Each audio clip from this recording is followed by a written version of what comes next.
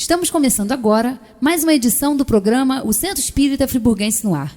Vocês ouvirão a partir de agora mais uma palestra realizada no Centro Espírita Friburguense com o ensinamento das obras básicas da doutrina espírita, codificada por Allan Kardec. Deus, querido Pai, obrigada, Senhor, por mais esta oportunidade que estamos tendo de estarmos nesta casa. Só temos a agradecer, Senhor. E que essa reunião, portanto, transcorra em clima de muito aprendizado para todos nós. Obrigada, Senhor. Graças a Deus e que assim seja. E com vocês, Celi. Estamos hoje aqui com um sorriso de orelha a orelha, né? Felizes da vida, porque hoje nosso Livro dos Espíritos está fazendo 166 anos. 18, né, de abril de 1857, e nós recebemos esse presente maravilhoso aí. Então a nossa gratidão é assim imensa a Deus que permitiu que, segundo os Espíritos da Verdade, essa é a terceira revelação de Deus para os homens, né? Então agradecidos somos a Deus por essa terceira revelação e pelos Espíritos da Verdade que fizeram essa obra maravilhosa, e Kardec que não apenas codificou, que é até um crime falar que o professor Léon Hippolyte Denisard Rivel, que ele tenha sido o codificador. Ele não foi o codificador, ele foi um daqueles que sem ele também aquela obra não ia acontecer, porque ele não apenas codificou, ele não deu apenas corpo de código, de letra àquela obra, a essa obra maravilhosa. Ele tem os comentários dele, ele tem muita ação dentro do livro, sempre supervisionado pelos espíritos, e a gente já falou sobre isso aqui, numa das questões que ele estava organizando a resposta dada pelos espíritos, e ele não conseguia concluir, porque tinha um barulho no ambiente atrapalhando ele. E ele, sabendo do trabalho que ele estava fazendo e o que acontecia, ele entendeu que tinha algo que ele precisava entender ali e ver o erro, e ele parou naquela questão. E no dia seguinte, na reunião da Sociedade Espírita, lá em Paris, ele fez esse questionamento e nem ia precisar, porque os espíritos, através dos médiuns, iam falar com ele, que eles perceberam que na redação tinha um erro. Na redação que Kardec estava fazendo, não um erro de concordância, erro de gramática, não. Um erro no entendimento da questão. E tinha um erro ali. E aí eles chamaram a atenção de Kardec. Então o Livro dos Espíritos foi totalmente escrito pelos espíritos através das psicografias, né? Recebidas pelas jovens, que eram muito jovens, as médiuns. Então elas não tinham a menor interferência nisso, elas não tinham nem conhecimento bastante na atual vida para poder influenciar isso aí, que não foi Kardec, que foi médium, né? Então os espíritos vieram por conta dessas médiums, muita gente trabalhou para que hoje a gente estivesse comemorando aí 166 anos dessa obra incrível, é uma verdadeira obra de arte. Porque o que faz uma obra ser uma obra de arte é que ela não se esgota. Você não consegue esgotar o conhecimento dentro dessa obra. Eu passo por questões nessa obra, estava até falando aqui com a Ângela, eu fui buscar o conceito de espiritismo, porque quando nós começamos a fazer palestra, isso tem lá 35 anos que eu estou aqui nessa casa, 38 que eu estou aqui, mais ou menos isso. Depois, quando eu comecei a fazer palestra aqui, eu estava começando a estudar, né? Eu estava num cursinho ainda bem aquelezinho, bem começando ali, primeira sériezinha, né? Mas como o espiritismo, ele não tem lideranças, ele não tem pastor, não tem padre, não tem nada, não tem aquela autoridade ali, né? Você não precisa ser formado em teologia e não sei mais o quê para divulgar espiritismo, até porque espiritismo não é religião, não é isso? Então, a gente vai estudando e vamos trocando ideias e vamos aprendendo, estudando e aprendendo, Então, claro que muitos conceitos não ficam bem explicados porque não são bem entendidos por quem fala, e assim vai. Tanto que tem coisas que eu ouço, tem palestras minhas bem mais lá para trás que eu ouço, que eu falo assim, nossa, isso aqui, eu não estava entendendo esse conceito, não. E é natural, graças a Deus que é assim, graças a Deus que eu consigo ver aquelas deficiências ali na minha abordagem naquela época, que é sinal que eu estou aprendendo, né? Alguma coisa, se eu consigo ver as coisas que eu hoje não falaria daquela forma, não eram antidoutrinárias, mas não estavam corretas no sentido. Então, quando eu vejo, às vezes, eu fui buscar esse conceito do que é o espiritismo, para colocar aí nos slides para a gente estudar, eu falei assim, gente, aonde que está a palavra religião? Não tem, não tem.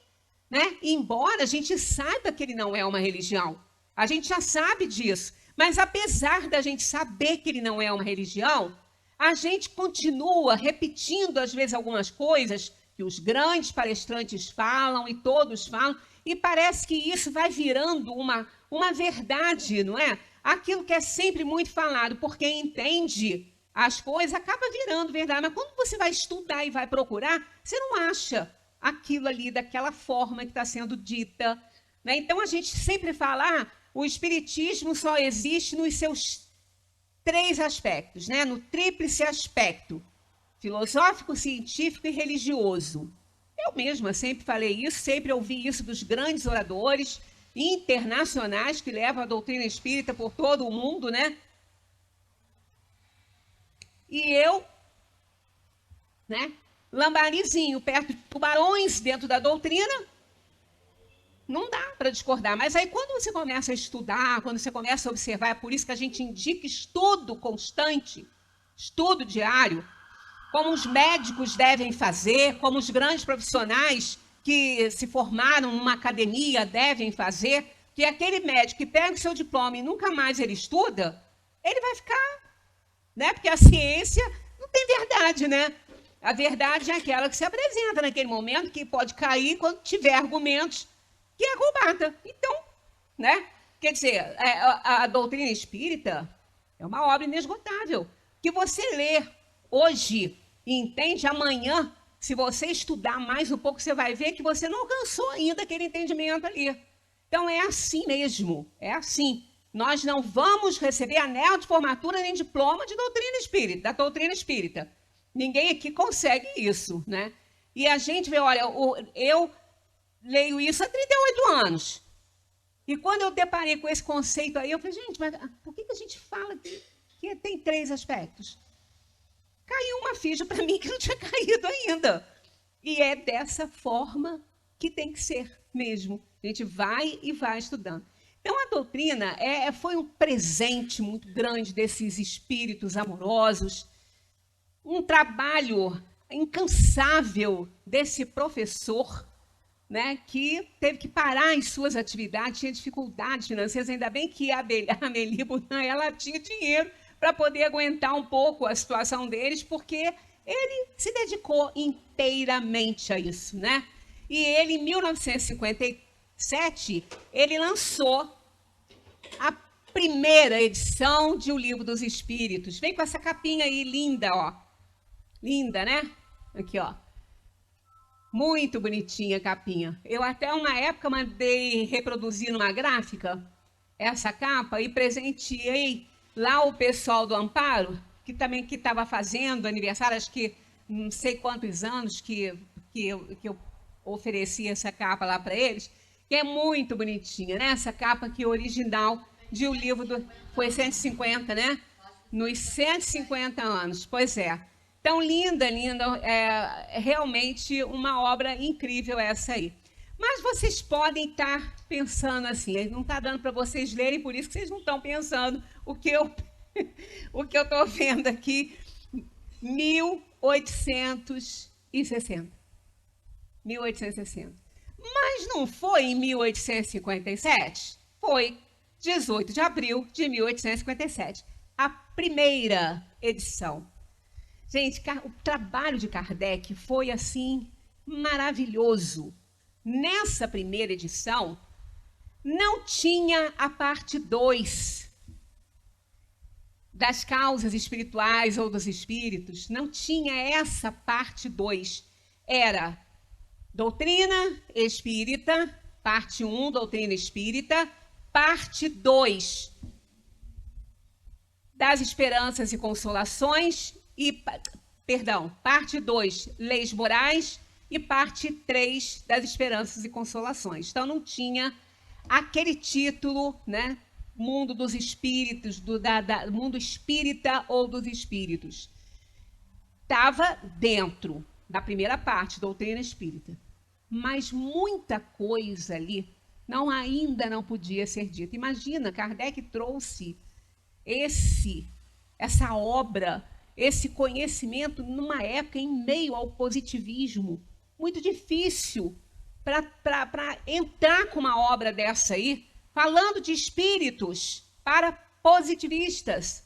Então era complicado e muita coisa não podia ser dita ainda. Então primeiro impacto, a primeira edição, que ainda não falava tanto nessa questão do mundo espírita, né? E dos espíritos, mas continha a doutrina espírita. Depois, quando já estavam preparados todos, é que aí sim Kardec completou essa obra, que foi lançada em 1860, que é essa que a gente estuda hoje. Então, o Livro dos Espíritos é dividido em 4 partes, né? Então, vamos ver aqui. O Livro dos Espíritos, princípios básicos da doutrina espírita. Isso está lá na capa, né? Sobre a imortalidade da alma, a natureza dos espíritos e suas relações com os homens, as leis morais, a vida presente, a vida futura e o porvir da humanidade. Escrito segundo os ensinos dados por espíritos superiores, com o concurso de diversos médiuns, recebidos e coordenados por Allan Kardec em 18 de abril de 1857. Não só as médiuns que trabalhavam com Kardec na Associação Espírita de Paris, mas quando começou isso tudo, essa história a gente já contou aqui, não dá tempo da gente se reportar a ela por conta do tempo que a gente tem aí, mas quando Kardec ficou sabendo desses fenômenos, logo ele se interessou e começou na pesquisa. E aí sim ele começou a mandar perguntas por cerca de 1.100 espalhados por todo o mundo. Está lá na introdução de O Livro dos Espíritos isso. E aquelas respostas chegavam e Kardec então fazia a comparação, a análise dos pares. Essa análise dos pares, que era muito aplicada, foi aplicada na ciência, mas a partir de 1900 e pouco. Nessa época de Kardec, nem existia ainda essa ideia, análise dos pares dentro da ciência.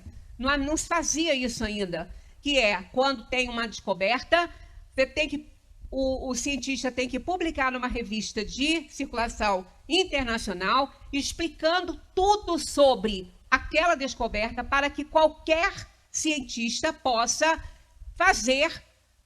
elaborar aquilo ali e chegar aos mesmos resultados. Isso é a análise dos pares. Kardec escreveu, né, codificou a doutrina espírita dentro dessa ideia, desse método de análise dos pares que nem ainda existia no meio científico, né? E ele fez comparações.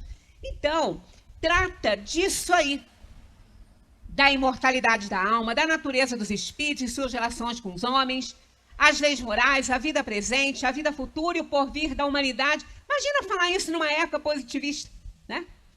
Escrito segundo os ensinos dados pelos espíritos superiores, que se intitularam para Kardec, não deram nomes.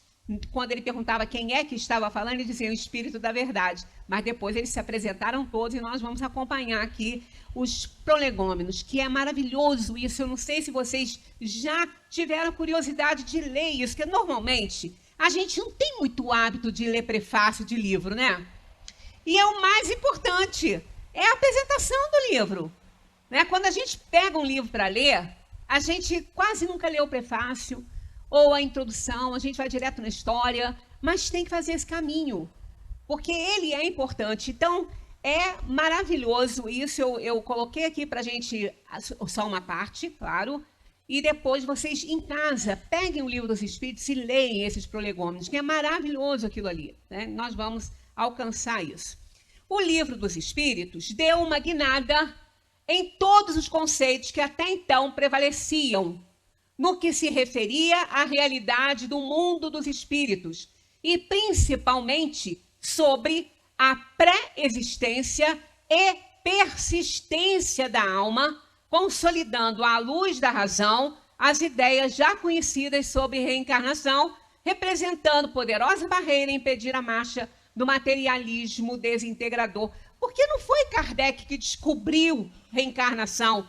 Sempre se teve notícia da lei de causa e efeito, né, da lei, nos hindus chamando a lei do karma, que não tem essa palavra na codificação, a gente introduz erroneamente, porque não tem, é lei de causa e efeito, né? Porque a ideia de karma é diferente da ideia que a gente acaba colocando aí dentro da doutrina. A palavra karma em sânscrito quer dizer atividade, movimento, atividade. Então, são as atividades da alma nas suas várias encarnações. Então, a gente coloca karma, mas isso não é um termo que a gente deva usar realmente, porque não tem isso dentro da obra de Kardec, é lei de causa e efeito, né? Então, ele deu uma guinada nessas ideias, porque o senso comum não era o que a Kardec estava apresentando. E era necessário ter um senso crítico para poder entender aquilo que ele estava lançando aí, né? De novo porque essas ideias não existiam, porque novo? Não, existiam as ideias, mas não como Kardec codificou, que Kardec, ele tirou essas ideias supersticiosas da reencarnação, dessa filosofia que vinha nas várias religiões, principalmente as orientais, falando sobre isso, mas cheios de superstições e de crendices que não estavam de acordo com a verdade da divina, no caso, né? Sobre essa questão. Então, Kardec foi aquele que filtrou tudo isso e deu aí, supervisionado por quem ditou. O mais importante era isso, não foi ditado e deixado para lá para alguém redigir, não. Quem ditou, supervisionava o tempo todo a codificação que estava sendo feita pelo professor Denizar. Para coisas novas, né? Para as coisas novas, necessitamos de palavras novas. Espiritismo e espiritualismo não significam a mesma coisa. Espiritualismo é o oposto do materialismo. Quem quer que acredite haver em si mesmo alguma coisa além da matéria é espiritualista. Tanto que, às vezes, quando a gente pensa, a gente desconfia que alguém é espírita, né? Quando a gente conhece, a gente fala, você é espírita. Aí a pessoa fala, sou espiritualista. Isso quer dizer, não é espírita. Ela crê na existência de um ser, né? de uma outra dimensão, mas não é espírita, é espiritualista. Então, quem quer que acredite haver em si mesmo alguma coisa além da matéria é espiritualista e nem por isso é espírita. Não se segue daí que creia na existência dos espíritos ou em suas comunicações com o mundo visível. Em lugar das palavras espiritual e espiritualismo, empregaremos espírita e espiritismo. Então, essa palavra espiritismo, no sentido desta filosofia, dando nome a essa filosofia, foi criada por Kardec. O vocábulo poderia existir com outra conotação, mas não com essa. Com essa, foi criado por Kardec para fazer essa diferenciação aí de espiritualista, né? Então, espírita é aquele que estuda o espiritismo. Espiritualista, ele crê em alguma coisa além da matéria, mas nem por isso ele é espírita. O espiritismo, ao mesmo tempo, isso aqui é o conceito de espiritismo. Eu fiz uma palestra há um tempo aqui, vivência religiosa, e ficou bem claro ali que Kardec fala que espiritismo não é uma religião. Não é uma religião. Tá bem claro. Mas tem um momento que ele fala assim, meus amigos, que foi numa carta que ele escreveu. Meus amigos, nesse ponto, o espiritismo é uma religião. Aí, as pessoas que debatem, né, essas coisas, pegam essa frase, tiram do contexto. Lá, Kardec que falou que o espiritismo é uma religião. Não, Kardec não falou que o espiritismo é uma religião. Pelo contrário, nesse mesmo texto, logo abaixo, ele fala sobre isso. Está na Revista Espírita, está nessa palestra Vivência Religiosa, onde eu abordo essa questão de que o espiritismo não é uma religião. Então, a gente vem falando sempre, ouvindo, como eu falei, que a gente ouve os grandes, né, estudiosos da doutrina, conceituados mesmo, que estudam, que traduzem tudo, falar em tríplice aspecto da doutrina. Ela não tem esses 3 aspectos como a gente entende e vem dizendo e vem ouvindo, porque ela não é uma religião. Então, se ela não é uma religião, ela não pode ter aspecto religioso. Ela não é religião. Para ser religião tem que ter dogma. Se ela não tem dogma, ela não é religião. Se ela não é religião, não tem aspecto religioso. Ele não fala. Aí, vendo aquilo que eu falei com vocês, eu já passei por tantas vezes nesses conceitos e não tinha me dado conta que não tem religião escrita ali. Olha só o conceito de espiritismo dado por Allan Kardec aqui, esse livrinho aqui, O que é o espiritismo? Se vocês não leram esse livrinho, não sabem o que estão perdendo para entenderem o que é espiritismo. Pequenininho, ele não foi o primeiro, ele veio bem depois, mas olha só, tem tudo aqui, o que é o espiritismo, de uma forma bastante lúdica, porque é através dos diálogos, que é o método usado por Kardec na elaboração de O Livro dos Espíritos, né? Então, olha o conceito de espiritismo, está no preâmbulo desse livro aqui, conceito que Kardec dá de espiritismo, olha aqui, O espiritismo é, ao mesmo tempo, uma ciência de observação e uma doutrina filosófica. Aqui, a gente já entende que não tem aspecto filosófico nem aspecto científico na ciência que a gente entende. A ciência que a gente conhece é aquela que precisa da matéria para provar alguma coisa. E ela não tem verdades fechadas, aí nesse sentido ela tem o aspecto científico, porque o espiritismo não tem verdade fechada. Kardec não disse tudo sobre o universo e tudo em O Livro dos Espíritos. Ele disse tudo que a gente podia conhecer e entender. Assim mesmo a gente ainda continua não entendendo muita coisa. Imagina se ele dissesse tudo. Então não tem contradições, tudo tá aí. Que tá certo, só não é tudo sobre o universo, é tudo que nós podemos compreender. Então, ele é ciência, mas é a ciência espírita. E foi justamente essa ciência, de que tudo na elaboração de O Livro dos Espíritos se baseou em quê? Análise científica dos fenômenos mediúnicos. Para se explicar o que era um fenômeno mediúnico, que não era antinatural, ele é natural, é um fenômeno mediúnico, é um intercâmbio entre as almas encarnadas e os espíritos que estão desencarnados. Isso é natural, não é fenômeno, não é mistério, não é milagre, nada disso, é um fenômeno natural. Então, foi através da mediunidade, da análise desses fenômenos mediúnicos, que a doutrina espírita surgiu. Então, é a ciência espírita, porque a ciência sempre existiu, mas não era essa que Kardec apresentou aí, provando a existência dos espíritos. Estavam provando e continuam buscando a origem do universo e tudo mais, né? As leis universais, mas essa ciência do espiritismo. Então, nesse sentido, ela é uma ciência, mas é uma ciência espírita. Não é aquela que a gente conhece, né? É uma ciência porque não encerra a verdade e ela é fruto de observação e análise.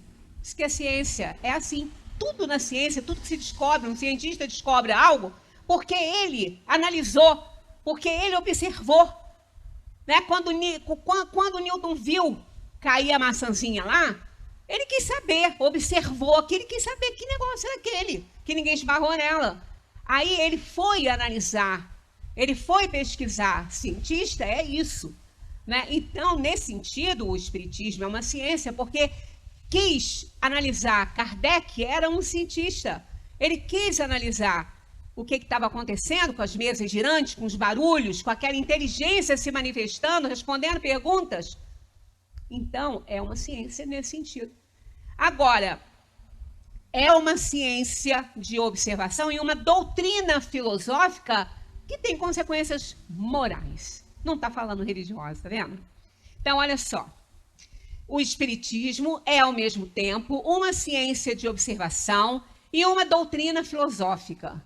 Como ciência prática, ele consiste nas relações que se estabelecem entre nós e os espíritos. Quer dizer, nos fenômenos mediúnicos, né? No intercâmbio aí. Como filosofia, compreende todas as consequências morais, olha só, que dimanam dessas mesmas relações. Então, ele é uma ciência, uma filosofia, mas é uma ciência espírita, e é por isso que ele aproximou a ciência da religião, que não é espiritismo, mas ele aproximou a ciência da religião quando ele descobriu todas essas coisas que até então não eram conhecidas das pessoas. Os fenômenos eram, mas como eles se davam, não era. Né? Então, Kardec não criou o fenômeno. A doutrina espírita não criou o fenômeno, eles sempre existiram, a reencarnação sempre existiu, comunicação sempre existiu, o evangelho está cheio lá de comunicações dos espíritos. Mas como isso se dava, o processo que isso acontecia, isso é ciência de observação e análise. Então, através disso, e nessas relações entre o mundo dos espíritos e o mundo material, essas relações têm consequências morais, mas não são religiosas, porque não é uma religião, porque não tem dogmas, constantemente analisada e observada. Então não tem dogma, dogma é a verdade sem discussão. E o espiritismo é cheio de discussões, cheio disso, para a gente questionar e observar e ver e aprender através disso aí. Então, o que mais se faz nos estudos da doutrina espírita são discutir esses fenômenos todos, né, para se aprender. Então, como filosofia, compreende todas essas consequências que têm origem nessas relações, nessas mesmas relações. Então, podemos defini-lo assim: o espiritismo é uma ciência que trata da natureza, origem e destino dos espíritos, bem como de suas relações com o mundo corporal. E tudo isso aí tem consequências morais. Mas não são consequências religiosas, são consequências morais. Em nenhum momento de o livro da codificação toda a gente vai encontrar Kardec afirmando que o espiritismo é uma religião. Não é uma religião. Ela é uma filosofia, uma ciência espírita com consequências religiosas. Isso está no preâmbulo de o que é o espiritismo. Muito interessante esse livro aqui. Bem, com especialidade, o Livro dos Espíritos contém a doutrina espírita. Então, veja bem, esse livrinho aqui, só ele, contém a doutrina espírita. Só ele. Ah, mas e os outros? Foram desenvolvimento desse aqui. Toda a doutrina espírita está nele. Toda ela. Isso está na introdução de O Livro dos Espíritos. É só pegar lá que está lá. Né? Como especialidade,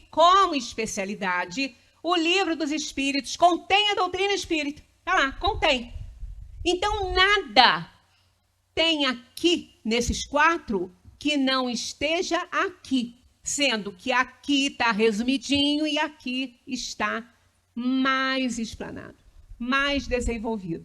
Mas não tem nada aqui que não esteja aqui. Então, o Livro dos Espíritos contém a doutrina espírita.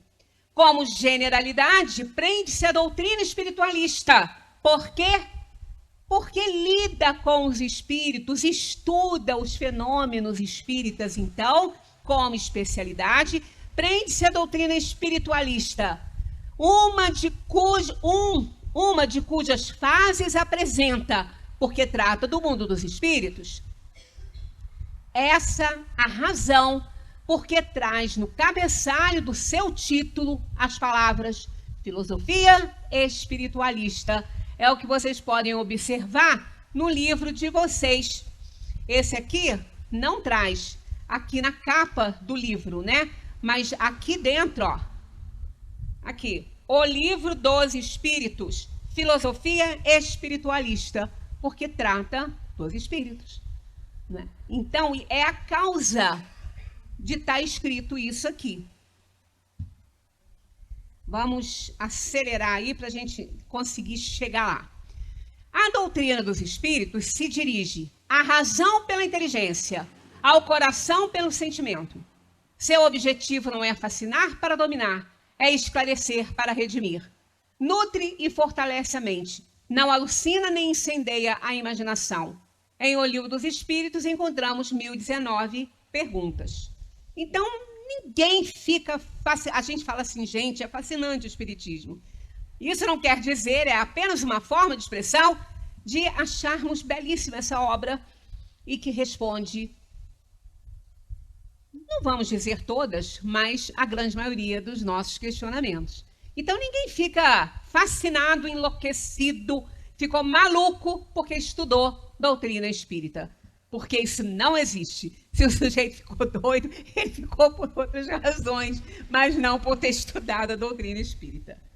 Sua primeira edição foi lançada em 18 de abril de 1857. A segunda edição, a que temos hoje, foi lançada em 16 de março de 1860. Escrito na forma dialogada da filosofia clássica, em linguagem clara e simples para divulgação popular. Este livro é um verdadeiro tratado filosófico que começa pela metafísica. Olha o que ele contém. Olha aí, só ele, hein? É um verdadeiro tratado filosófico que começa pela metafísica, desenvolvendo em novas perspectivas a ontologia, a questão do ser, do destino da dor, a sociologia, a psicologia, a ética e estabelecendo as ligações históricas de todas as fases da evolução humana em seus aspectos biológico, psíquico, social e espiritual. Um livro para ser estudado e meditado com o auxílio dos demais volumes da codificação. Então, há necessidade de termos os outros para desenvolvermos e entendermos melhor as questões que Kardec apresenta em forma de diálogo no Livro dos Espíritos. Então, um presente desse aí, a gente tem que agradecer todos os dias, que isso é um presente maravilhoso de Deus, tanto que é a terceira revelação de Deus aos homens. Quem escreveu isso aí foi Herculano Pires, numa nota, numa introduçãozinha aqui nas edições que ele fez a tradução. Agora vem os prolegômenos. Esses prolegômenos estão em todas as edições, em todas as traduções, porque isso foi escrito pelos espíritos que ditaram para Kardec esta obra maravilhosa. Então, eu trouxe só o que eles ditaram, não está o resumo da doutrina, porque tem ali. Leiam em casa, é dever de casa, leiam os prolegômenos quando vocês chegarem em casa.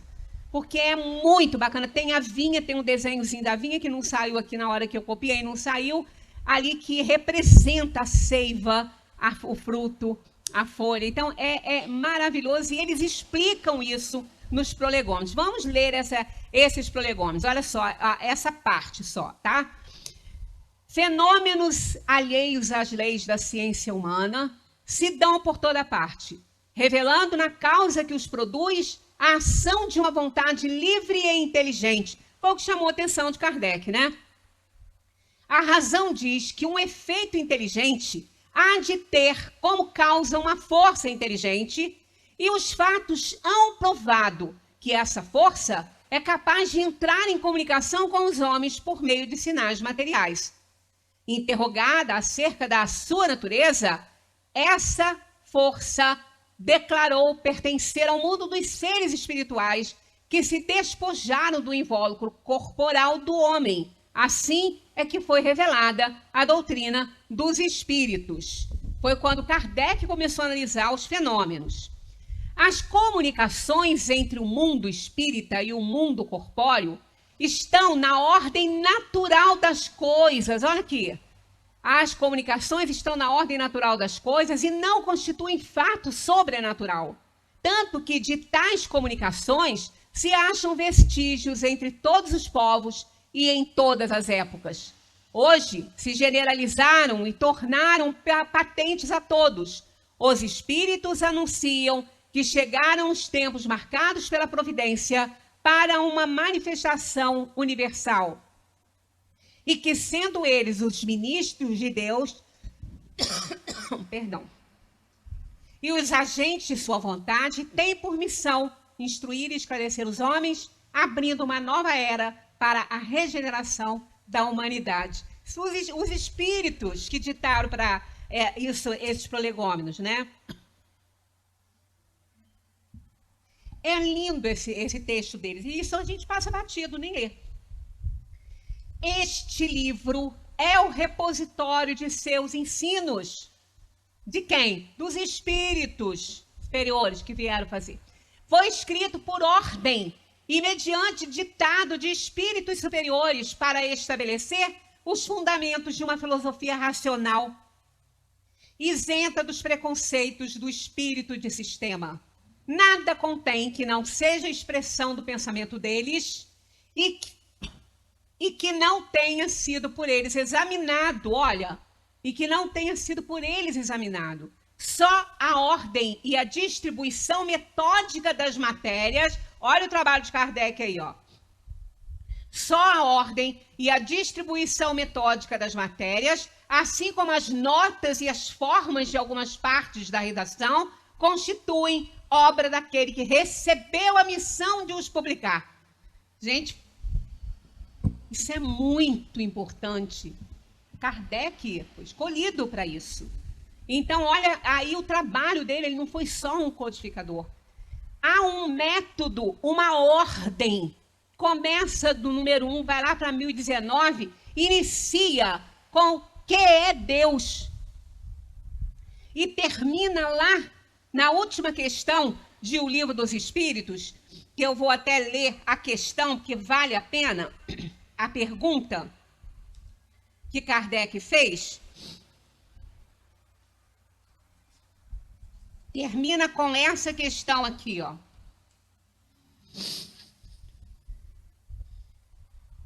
O reino do bem poderá um dia realizar-se na Terra? Essa aqui tem 1018, porque tem algumas variantes nas traduções, que foi 18A, 27B, então tem essas variações. Olha aqui. O reino do bem poderá um dia realizar-se na Terra? Essa foi a última pergunta e começou com o que é Deus? Aí eles respondem: inteligência suprema, causa primária de todas as coisas, que é evidente que tem o suficiente de força para que o reino do bem poderá um dia estabelecer-se na Terra. Chega em casa, lê a resposta, porque não vai dar tempo da gente ler. Mas houve uma ordem, um método. Por isso que é importante a gente estudar o Livro dos Espíritos. Não é proibido de consultar, mas é importante começar e ir entendendo, porque precisamos de pré-requisito para entender o que vem mais à frente. Por isso que houve um método, né? Uma ordem. No número dos espíritos que concorreram para a execução desta obra, muitos se contam que viveram em épocas diversas na Terra. Viveram em épocas diversas na Terra. onde pregaram e praticaram a virtude e a sabedoria. Outros, pelos seus nomes, não pertencem a nenhuma personagem cuja lembrança a história guarde, mas cuja elevação é atestada pela pureza de seus ensinamentos e pela união em que se acham com os que usam de nomes venerados. O Livro dos Espíritos. Eu não vou citar, porque a gente também tem outras coisas para ver. Lendo os prolegômenos, vocês vão ver no final de toda a explanação que ele fala que contém o livro, vem o nome de todos eles. São Luís, Santo Agostinho, vem o nome de todos eles ali no finalzinho dos prolegômenos. Dever de casa, hein? Eu, curiosa do jeito que eu sempre sou, eu ia sair daqui, eu já ia correndo para abrir. Acho que se eu tivesse que fazer alguma coisa, eu nem ia fazer antes de ver isso, se eu não soubesse quem são eles. O Livro dos Espíritos está dividido em 4 partes. Tem livros que vêm assim, primeiro livro, segundo livro, terceiro livro, quarto livro, ou então, primeira parte, segunda parte, só uma questão de tradução, tá? É a mesma coisa. O Livro dos Espíritos está dividido em 4 partes. Primeira parte das causas primárias. Segunda parte do mundo espírita ou dos espíritos. Essas 2 partes estudam os espíritos e suas relações com o mundo corporal. Depois vem a terceira parte das leis morais, a quarta parte das esperanças e consolações, e essas 2 últimas partes estuda as consequências morais que decorrem das relações dos espíritos com o mundo corporal, que são as consequências morais, a justiça divina, né? Isso aí. Então, veja bem, quais são então as obras fundamentais? Né? Aquelas obras que complementam. Complementam? Posso falar isso? Não. Que desenvolvem. Elas não complementam, elas desenvolvem a primeira, que é onde está contida a doutrina espírita. E as 4 estão aí, ó. A Gênese, que surgiu em 1868, parte primeira das causas primárias. A Gênese desenvolve a primeira parte, o primeiro livro do que está lá no Livro dos Espíritos. O Livro dos Médiuns, que veio em 1861, que é a parte segunda, ele desenvolve essa parte segunda do mundo espírita ou dos espíritos. O segundo livro. O terceiro livro, a parte terceira, o terceiro livro, é o Evangelho segundo o Espiritismo, que veio desenvolver essa terceira parte, que é das leis morais. E a última parte, o quarto livro, ou a quarta parte, fala das esperanças e consolações. Então, o céu e o inferno, a justiça divina, em 1865, veio para desenvolver essa quarta parte. Então, a gente vê que cada uma das outras obras desenvolveu uma parte de O Livro dos Espíritos. Então, o que parece que está resumido aqui, na primeira parte, a gente vai encontrar tudo desenvolvido na Gênese. Na segunda parte, a gente vai encontrar tudo desenvolvido no Livro dos Médiuns. Na terceira parte, essa parte aí da Gênese, a gente pode citar aí as questões filosóficas, né, que a doutrina espírita apresenta. Com o Livro dos Médicos, a gente pode colocar aí as questões da ciência espírita, provando a existência dos espíritos. E depois, na terceira parte, com as leis morais, nós vamos ter a abordagem das consequências morais das relações dos espíritos na interação entre a matéria e a dimensão espiritual. E a última, a gente vai encontrar as esperanças e consolações, a justiça de Deus. Quer dizer, explanado ali, né, a quarta parte de O Livro dos Espíritos, mas tudo está nele. Fundamenta-se em 5 princípios básicos o Livro dos Espíritos: existência de Deus, existência e sobrevivência da alma, pluralidade das existências, pluralidade dos mundos habitados, comunicabilidade dos espíritos. Nenhum desses princípios aqui é questionado por nenhuma religião aí, né? Por nenhuma religião que a gente tenha, isso não é questionado. a pluralidade das existências, que hoje é fechado nas religiões católica e protestante, já foi ensinada na escola de Alexandria, por Orígenes, que era Clemente de Alexandria. Se forem reportar a história, vocês vão encontrar isso lá. Todos os padres estudam reencarnação, todos eles conhecem reencarnação e sabem que ela é um fato, né? E o fato de não acharem de acreditarem ou não vai interferir em absolutamente nada. Comunicabilidade dos espíritos, o evangelho tradicional está cheio. O Velho Testamento, então, o Velho Testamento é um compêndio de comunicabilidade dos espíritos, né? Então tem tudo isso aí, existência e sobrevivência da alma. Tem lá falando que Esaú e Jacó já brigavam dentro do útero. Então, se eles brigavam, eles eram inimigos, como? Se eles...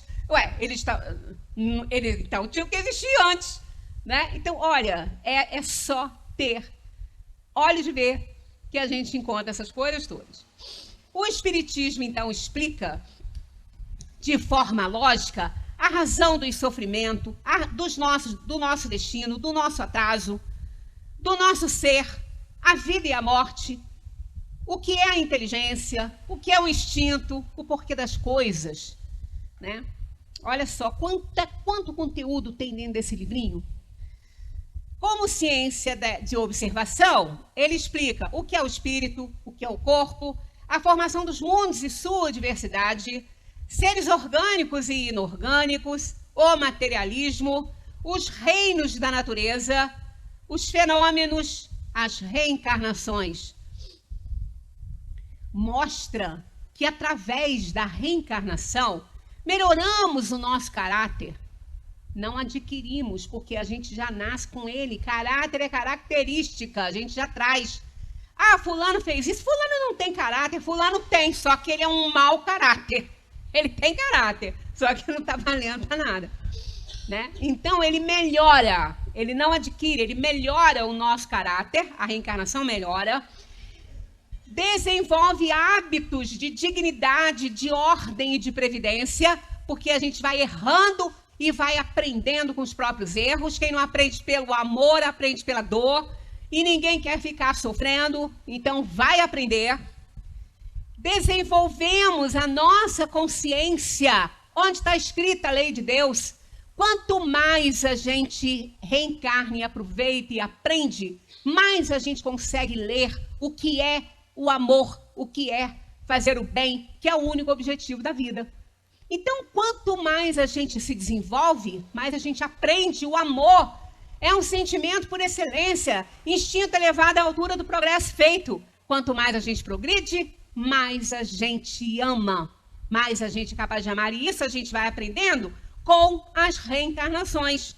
Despertamos o respeito a tudo que é respeitável. O que não é respeitável? Nada, tudo é respeitável. Então nós crescemos, nós nos libertamos dos nossos grandes inimigos que estão dentro de nós, o orgulho, a vaidade, tudo isso, através das reencarnações. Na sua parte filosófica, trata de estudar as consequências morais que são obtidas a partir do estudo dos espíritos e suas relações com o mundo corporal. Descreve o bem e o mal, fala da crueldade, das terríveis dores que acarreta, mostra os efeitos da justiça, do amor e da caridade e apresenta como lei maior o imperativo categórico do Cristo: amai-vos uns aos outros. Essa é a lei de Deus que está inscrita na nossa consciência. A gente lê isso lá, mas é como aquele jovenzinho que não está se importando com nada, que não quer nem estudar, que encontra uma obra falando sobre física quântica. Ele pega essa obra e joga no lixo. Ele vai fazer o que com isso? Né? Então, essa lei do amor e do bem supremo que está inscrita na nossa consciência, nós precisamos nos desenvolver para saber ler direitinho isso aí, para saber enxergar o que é isso, como fazer e por que fazer. Então, cada um tem que tratar da sua própria evolução. Sobre a morte, mostra a dolorosa surpresa dos maus, porque é uma dolorosa surpresa saber que não morreu e que o que fez vai ter que resgatar. que vai ter que dar conta na própria consciência, porque não tem nem ninguém lá para escutar isso, né? É a própria alma. A doce consolação dos bons, que vão entender por que Jesus disse que amai-vos uns aos outros, para merecer a terra prometida, a terra, o paraíso. O que é isso? É a paz de consciência, é o céu, é a paz de espírito. Que a morte não existe porque ele não vai morrer, ele vai ver que ele não morreu, que os problemas foram todos com ele e que ele tem que resolver. Que a vida continua. Essa é uma cópia grosseira da outra. Que a vida continua. O encontro com os entes queridos. A verdade das promessas do Cristo que nos prometeu, né? Nas bem-aventuranças, tudo aquilo, o Espírito depara com essa verdade quando ele desencarna. A verdade, o progresso dos espíritos felizes e a perturbação dos faltosos. Por quanto tempo? Não se sabe. Que lá não conta tempo. O tempo é relativo aos planetas materiais onde os espíritos reencarnam, né? Então, não conta tempo lá. Então, por quanto tempo vão ficar perturbados? Ninguém sabe. Só o próprio espírito que tem que fazer o esforço para entender tudo, né? O espiritismo nos leva a uma disciplina que procede da razão. Fé inabalável, só aquela que consegue encarar face a face a razão em todas as épocas da humanidade. Então, olha aí. O espiritismo nos leva a uma disciplina que procede da razão, de uma autoridade íntima, de uma educação que torna o homem livre e independente. Quanto mais ele conhece, mais responsabilidade tem, mais livre ele vai ser. Não promete prêmios ou recompensas que não sejam imanentes da própria conduta. Olha que maravilha! É a meritocracia. É a meritocracia. O regime lá é meritocracia. Tá aí, ó. Não promete prêmios ou recompensas que não sejam imanentes da própria conduta, nem ameaça com responsabilidades que não decorram dos erros cometidos. Resumo: não há inocente neste mundo pagando pelo erro de ninguém. Olha que maravilha! Então, se a gente sofre, é por consequência de erros que nós mesmos cometemos. O espiritismo é um corpo doutrinário cuja cabeça não está na terra. Não tem nada aqui. Aqui a gente chega, somos mordomos do Criador aqui, administramos os bens do mundo e quando daqui partirmos, a gente não leva nada a não ser o que a gente passou a ser, né? Ou continuou sendo, se não cresceu nada. É difícil não crescer nada, mas a gente leva a nossa bagagem espiritual, nossa bagagem de conhecimento, de ciência e de moral. Isso a gente leva, né? Jesus é a cabeça desse corpo. Vós estáis... Está faltando um acento. Vós estáis no mundo, porém não sois do mundo. Aqui tereis tribulações, mas tende ânimo, eu venci o mundo. Olha só, acham que Jesus, né, foi derrotado na cruz? Jesus venceu o mundo com a entrega que ele fez. Ali, naquele momento, o bem superou o mal. O amor cobre a multidão de pecados. Foi a frase que Pedro falou na hora da crucificação. Porque Jesus sabia que ele não ia morrer. Então, ele mostrou o sacrifício de si próprio em favor do seu semelhante. Isso é o quê? Amor, no seu verdadeiro sentido da palavra. E isso é vitória sobre o bem. Apesar de tudo e de todos e de tudo que aconteceu, Jesus continuou nos amando, ainda pedindo perdão para os outros que não sabiam o que estavam fazendo. Então, isso é vitória do bem sobre o mal. Eu venci o mundo. Vencer. Vencer o quê? Vencer o que ele venceu. O que ele já nem tinha mais, que era o orgulho e a cobiça, né? Ele vencer a matéria, o amor e a cobiça, e vencer a morte. Por quê? Porque quando nós alcançarmos uma purificação, Não vamos reencarnar mais, não vamos ter que morrer fisicamente. Então vamos vencer a morte. Não vamos precisar de reencarnar e desencarnar e ir e vir. Deixaremos de ser espíritos errantes. Esse ir e vir de espíritos que ainda precisam de provar e expiar para espíritos puros. Aí para cima a gente não sabe, são aquelas coisas que ainda não podemos compreender, por isso que não estão aqui, né? Então, a existência terrena é o meio para o fim. E qual é o fim? Libertação espiritual. Nascemos para a liberdade plena, para a sabedoria e para a responsabilidade plena. Isso só adquire essa liberdade quem tem esse conhecimento, quem já está voando com as duas asas da inteligência e da moral. E é isso aí que é a beleza, porque alcançamos isso por nós mesmos, tratando de corrigir os nossos erros, de entender que é amando o próximo que nós vamos alcançar a pureza de coração exigida para nos tornarmos espíritos puros. A força do espiritismo, no seu poder e influência, são de natureza moral e espiritual, absolutamente nada material. Não pretende o domínio da terra na sua acepção material. A prova disso foi o quê? Jesus se entregar àquele sacrifício. Porque ele disse, meu reino não é deste mundo, né? E essa foi a grande prova, o reino dele não era desse mundo. Tudo que Judas pensou que ele ia fazer era o contrário do que ele tinha que fazer. Porque o reino dele não era aqui, era no universo, né?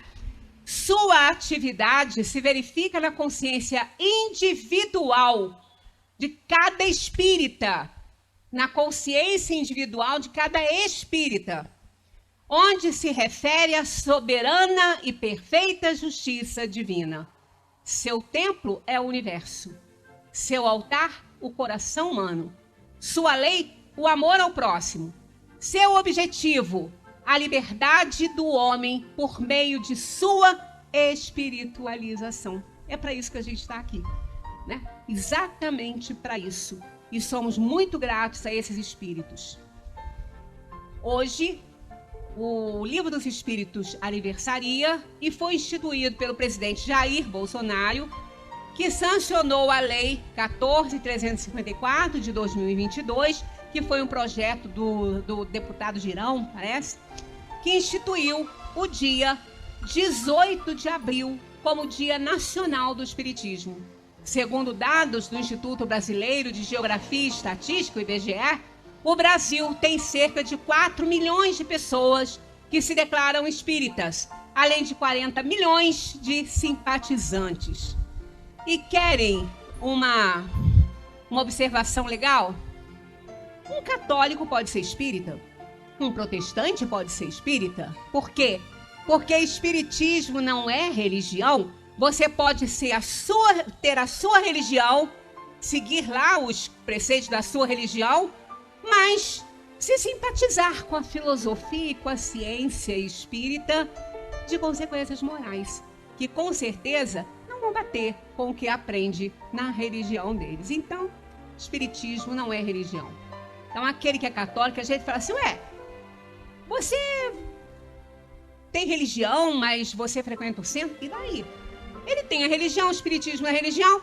Então ele pode muito bem estudar o espiritismo, estudar essa filosofia, essa ciência, aprender sobre essas questões que somente religiões encarnacionistas abordam, e já que a dele não aborda, o fato dele estudar o espiritismo não significa que ele não possa ter a religião dele. Então isso é o mais interessante ainda de tudo, que ele vai chegar até a conclusão que ele próprio vai tirar das verdades que o espiritismo revela, não inventou. Essas verdades estão na natureza, estão no universo, que fazem parte das leis divinas. Muita paz para todos, parabéns para todos nós que somos espíritas. Mas eu sou espírita? Claro que você é espírita. Mas eu sou assim ainda tão bronco, tão rude. Meu amigo, ser espírita está lá no Evangelho. É o esforço que cada um faz para domar suas tendências inferiores. Ninguém precisa ser perfeito para ser espírita, não, porque se você for perfeito, você não vai ser espírita aqui nesse mundo. Você vai ter filosofia espírita na dimensão espiritual, porque isso aqui, ó, é planeta de provação e expiação, é planeta de espírito ainda doente, por isso que está aqui nesse hospital. Muita paz para todos. Termina aqui mais um programa O Centro Espírita Friburguense no Ar. Os ensinamentos da doutrina espírita codificada por Allan Kardec através das palestras realizadas no Centro Espírita Friburguense. Conheça mais o Espiritismo assistindo nossas palestras na Avenida Conde Bittencourt, 102, no centro de Nova Friburgo.